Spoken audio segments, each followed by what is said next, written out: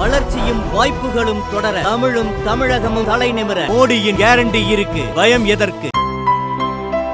இனிமே கண்ணை மூடிட்டு கடலை எண்ணெய் வாங்கலாம். ஏன்னா மந்த்ரா கடலை எண்ணெய் இதயத்தின் தயாரிப்பு. திருவண்ணாமலை பாஜக வேட்பாளர் அஸ்வத்தாமனை ஆதரித்து நாற்றம்பள்ளியில் ஹெச் ராஜா ஓட்டு சேகரித்தார். நீங்க பார்த்தா இப்ப குடிபோதை மட்டுமில்ல, நார்கோட்டிக் போதை மருந்து, கஞ்சா, இதெல்லாம் இப்ப பள்ளிக்கூட குழந்தைகள் பையில இருக்கு. அடுத்த தலைமுறை இது பற்றி சென்னையில் வந்தப்பவே மாண்புமிகு பிரதமர் அவர்கள் பேசினார். ஒரு பிரைம் மினிஸ்டர் பேசுறாருன்னா எவ்வளவு தகவல் அவருக்கு இருக்கணும். தமிழகத்தில் பள்ளிக்கூட குழந்தைகள் போதைக்கு அடிமையாக இருக்கிறார்கள். எங்கிட்ட நேற்றுக்கு சோசியல் மீடியால வந்திருக்கு. 10 வயசு பையன், அவன் போதை ஊசி போட்டுக்கிட்டு தடுமாட்டத்தில் இருக்கான். போலீஸ் வந்து அவன்கிட்ட கேட்கறாங்க, எங்கடா போதை மருந்து கிடைக்குதுன்னு. போலீஸுக்கு தெரியல, அந்த பையனுக்கு தெரிஞ்சிருக்கு. அந்த அளவிற்கு இந்த அழிவுக்கு கொண்டு செல்லுகின்ற திராவிடியன் ஸ்டாக் அரசாங்கம், இதை நாம முடிவுக்கு கொண்டு வரணும். எதை வச்சு கொண்டு வர்றது? இந்த நாட்டினுடைய ஏழை எளிய மக்கள், அது எதுல அனௌன்ஸ்மெண்ட், ஏழை எளிய மக்களுக்காக 10 ஆண்டுகளாக ஆட்சி செய்திருக்கின்ற திரு நரேந்திர மோடி அவர்களை நாம மீண்டும் பிரதமராக்கணும்.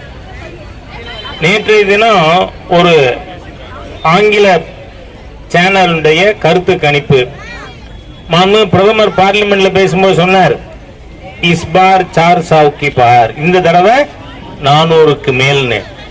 நேற்றைய கருத்து கணிப்புல நம்ம தேசிய ஜனநாயக கூட்டணிக்கு 412 எம்பிக்கள் வெற்றி பெறுவார்கள். ஆகவே இப்ப அஸ்வத்தாமன் அவர்கள் 400க்குள்ள ஒண்ணு இல்ல, 412ல அஸ்வத்தாமன் ஒரு ஆள் இருக்காங்க. ஏன்? மோடி பிரதமர் ஆயிடுவார். ஆனா ஊர்ல கல்யாணம் மார்ல சந்தானமா? நம்ம ஊர்ல என்ன? நம்ம ஊர் எம்பி பேர் என்னங்க பாருங்க, எம்பி பேரே தெரியல.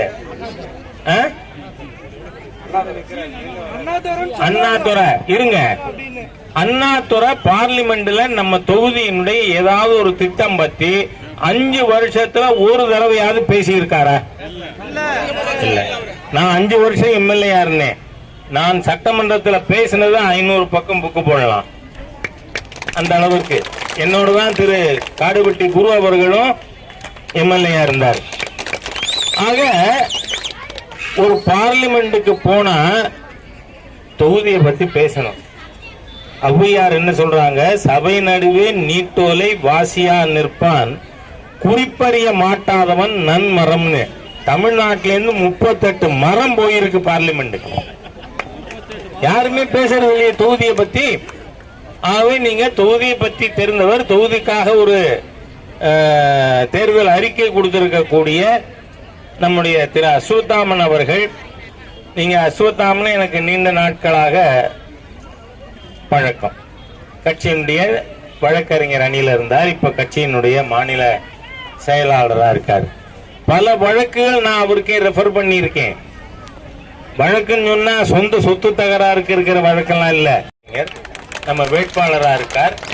நீங்க பார்த்தா மாண்புமிகு பிரதமர், அம்மாக்கள்லாம் இங்க சகோதரிகள் நிறைய பேர் இருக்கீங்க.